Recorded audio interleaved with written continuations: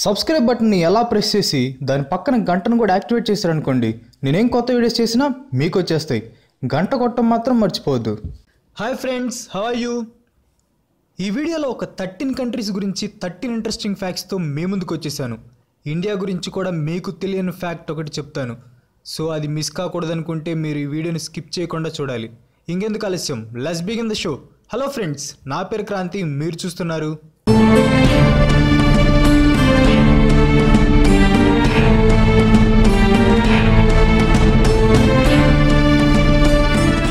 Pakistan. 1947లో Pakistan India నుండి విడిపోయినప్పుడు వాళ్ళకంటూ సొంత కరెన్సీ లేదు. ఈ సమస్యకి పరిష్కారంగా అప్పుడున్న గవర్నర్ జనరల్ ఒక ఆర్డర్ పాస్ చేశాడు. ఆ ఆర్డర్ ప్రకారం reserve bank of India September 30, 1948 వరకు పాకిస్తాన్కి కరెన్సీ సప్లై చేయాలి. ఈలోపు పాకిస్తాన్ వాళ్ళు సొంత కరెన్సీని ఏర్పాటు చేసుకోవాలి. రిజర్వ్ బ్యాంక్ ఆఫ్ ఇండియా ₹2, ₹5, ₹10, ₹100 నోట్ల కరెన్సీ మీద గవర్నమెంట్ ఆఫ్ పాకిస్తాన్ అని ముద్రించి సప్లై చేసింది. చైనా. ప్రపంచంలో ఎక్కువ మంది ఆడే ఆట కానీ చూసే ఆట కానీ ఏదైనా ఉందంటే అది ఖచ్చితంగా ఫుట్బాలే. ఈ ఫుట్బాల్ అనే ఆట చైనాలోనే పుట్టింది. దాదాపు 2500 సంవత్సరాల క్రితం, అంటే 319 BCలో ఈ ఆట మొదలైంది. అప్పటి చైనీస్ ఈ గేమ్ని కుజు అని పిలిచేవారు. కుజు అంటే కిక్ బాల్ అని అర్థం. ఈ గేమ్ని లెదర్తో చేసిన బాల్తో ఆడేవాళ్ళు. అప్పట్లో ఈ గేమ్ చాలా ఫేమస్. కుజు టోర్నమెంట్లో జరిగే మ్యాచెస్ చూడటానికి దాదాపు 10,000 మంది వచ్చేవారంట. ఆ రోజుల్లో 10,000 అంటే మామూలు విషయం కాదు. ఫిజీ. కనిబలిజం అంటే మనిషిని చంపి పచ్చిగా తినడం. ఫిజీలో కనిబలిజం ఎక్కువగా ఉండేది. 18వ శతాబ్దంలో క్రిస్టియన్ మిషనరీస్ అడుగుపెట్టాక ఈ కనిబాలిజం అనేది పూర్తిగా స్టాప్ అయిపోయింది. ఈ కనిబాలిజంలో చనిపోయిన చివరి వ్యక్తి రెవరెండ్ థామస్ బేకర్ అనే క్రిస్టియన్ మిషనరీ. ఫిజీలో తలని టచ్ చేస్తే ఇన్సల్ట్ చేసినట్లు భావిస్తారు. థామస్ బేకర్ అక్కడున్న ఒక అధికారికి బ్లెస్సింగ్స్ ఇవ్వాలనే ఉద్దేశంతో ఆ అధికారి తల మీద చేయి పెడతాడు. అది చూసిన అక్కడ ప్రజలు తమ అధికారిని అవమానించాడనే కోపంతో అతన్ని చంపి తినేస్తారు. అతని ఒక కాలి బూటు కూడా ఇప్పటికీ ఫిజీ మ్యూజియంలోనే ఉంది. ఇక్కడ మెయిన్ రిలీజన్ క్రిస్టియానిటీ. క్యూబా. క్యూబాలో లిటరసీ రేట్ 99.8%. అక్కడ స్కూల్కి వెళ్ళడం మ్యాండేటరీ. ఆ దేశ మాజీ అధ్యక్షుడు ఫిడెల్ కాస్ట్రో మీద దాదాపు 800కు పైగా హత్యా ప్రయత్నాలు జరిగాయి. అవన్నీ తప్పించుకొని అతను 90 సంవత్సరాలు బ్రతికాడు. ఫిడెల్ కాస్ట్రో, చే గువేరా క్యూబాకి ఇండిపెండెన్స్ రావడానికి ముఖ్య కారకులు. వీళ్ళ జీవితం గురించి మనం ఖచ్చితంగా తెలుసుకోవాలి. ఈసారి కుదిరినప్పుడు వీళ్ళిద్దరి మీద సపరేట్ వీడియో చేస్తాను. జర్మనీ. 1వ ప్రపంచ యుద్ధం తర్వాత జర్మనీకి ఉన్న అప్పులు 96,000 టన్నుల బంగారంతో సమానం. అంతేకాకుండా 1వ ప్రపంచ యుద్ధం తర్వాత జర్మనీలో మగవాళ్ళ సంఖ్య బాగా తగ్గిపోయింది. ఆడవాళ్ళకి మగవాళ్ళకి రేషియో 3:1 ఉండేది. సిరియా. సిరియా క్యాపిటల్ అయిన దమస్కస్ ప్రపంచంలోనే అతి పురాతనమైన పట్టణం.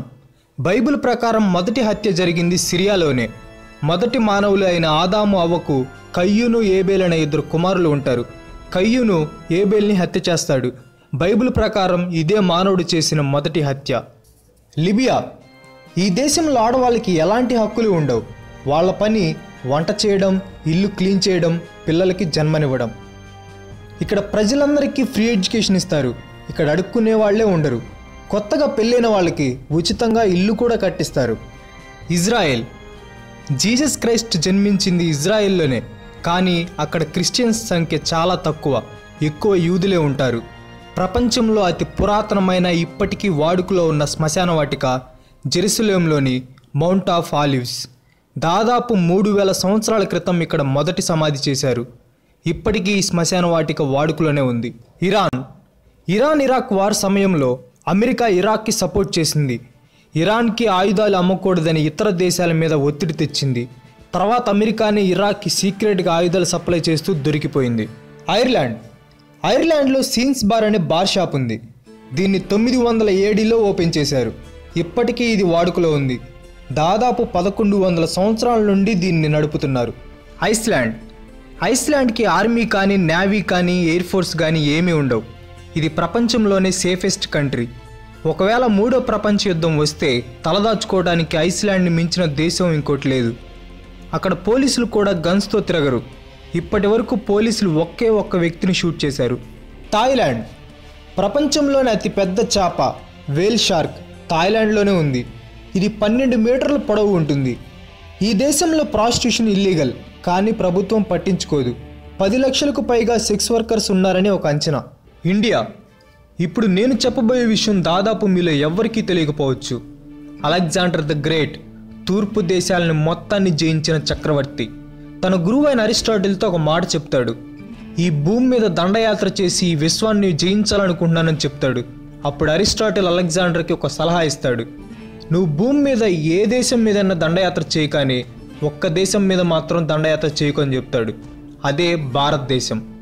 దాని మీద దండయాత్ర చేస్తే గనక నువ్వు ఖచ్చితంగా ఓడిపోతావని చెప్తాడు. కానీ అలెగ్జాండర్ అరిస్టాటిల్ మాటలు పట్టించుకోకుండా భారతదేశ సరిహద్దులకి చేరుకుంటాడు. అక్కడి నుంచి అరిస్టాటిల్కి ఒక వర్తమానం పంపిస్తాడు.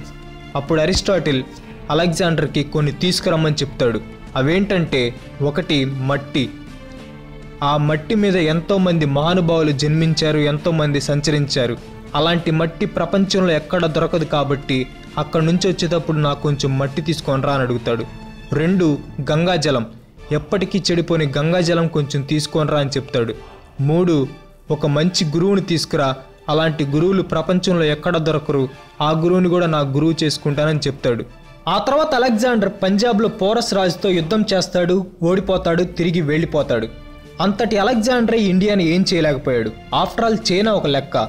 కానీ ప్రస్తుత పరిస్థితుల్లో ఇండియాకి చైనాకి మధ్య యుద్ధం జరిగేలాగే ఉంది. ఒకవేళ యుద్ధం జరిగితే ఎవరు గెలుస్తారు, ఎవరి దగ్గర ఎంత బలం ఉంది, అసలు యుద్ధానికి కారణాలేంటి, ఇలా మీకు తెలియని చాలా విషయాలు నా నెక్స్ట్ వీడియోలో చెప్పబోతున్నాను. ఆ వీడియో అసలు మిస్ అవ్వద్దు. ఈ వీడియో కనుక మీరు లాస్ట్ వరకు చూస్తుంటే కింద కామెంట్లో జై హింద్ అని పోస్ట్ చేయండి. ఈ వీడియో కనుక మీకు నచ్చితే లైక్ చేయండి, షేర్ చేయండి. నెక్స్ట్ వీడియో మిస్ కాకూడదు అనుకుంటే నా ఛానల్కి తప్పకుండా సబ్స్క్రైబ్ అవ్వండి.